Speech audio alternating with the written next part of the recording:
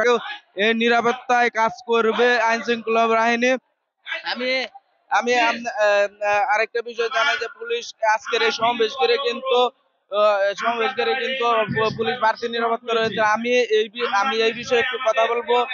ঢাকা জেলা যুব দলের সাবেক সহসভাপতি জনাব টুটুল ভাইয়ের সাথে একটু কথা বলবো। এই আয়োজনকে ঘিরে তাদের প্রস্তুতি কেমন, আর এই অনুষ্ঠানকে সফল করতে তারা কতটুকু প্রস্তুত, আপনারা এই সমাবেশকে ঘিরে কতটুকু প্রস্তুত রয়েছেন, আর সমাবেশ সফল করতে কতটুকু প্রস্তুত রয়েছেন আপনাদের নেতাকর্মী? ধন্যবাদ।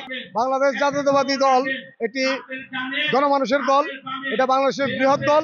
আজকের এই ঢাকা জেলার সমাবেশ আমাদের ধামরাই থানা, আমরা এখানে পুরোপুরি প্রস্তুত এই সমাবেশকে সফল করার জন্য। আমাদের এই সমাবেশে প্রায় 50,000 লোকের অধিক লোক এখানে জমায়েত হবে ইনশাল্লাহ আজকে, এবং এই সমাবেশকে সফল করার জন্য যা যা করা দরকার আমরা সকল প্রস্তুতি সম্পন্ন করেছি।